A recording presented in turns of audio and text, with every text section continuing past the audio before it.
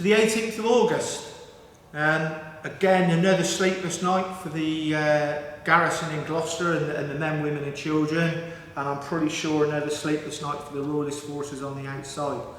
5 cannon now on this day were shipped down from Worcester, Royalist Worcester, just up the River Severn, to bolster the defences at Kingsholm, or the defences, the cannons firing into the city. We know from records that one of those cannon slipped its chains and fell into the River Severn, and tantalisingly, that will still be there to this day, probably under 30 foot of silt and mud, but it will still be in the Severn to this day.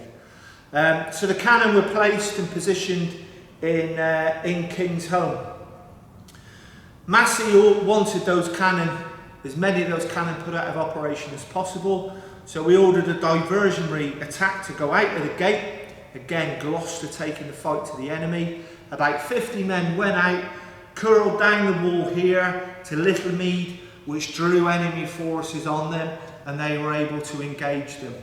Meanwhile, while that was going on, Alvin Gate, out of Alvin Gate, just to the, as you're looking north, just to the west of North Gate, Alvin Street actually as it's called now, there was a smaller gate there.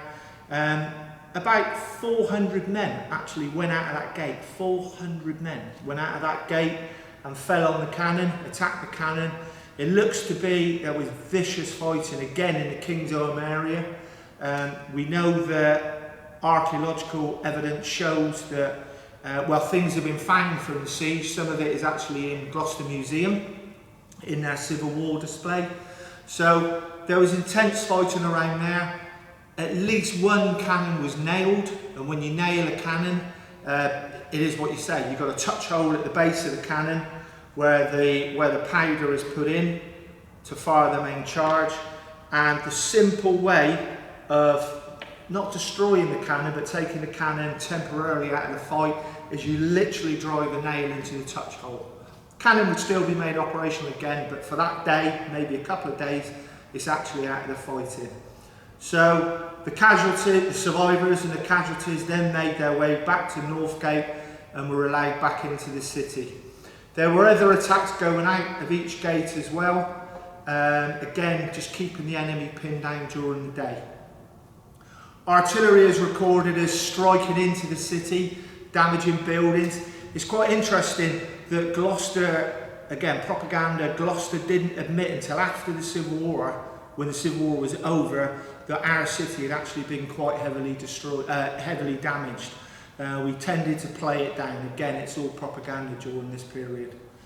So this day was quite a significant day for the siege of Gloucester.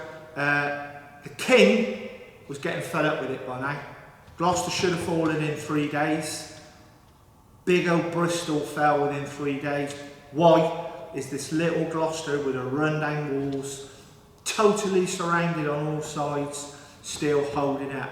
The king decided that tomorrow was going to be the day when Gloucester would be taken.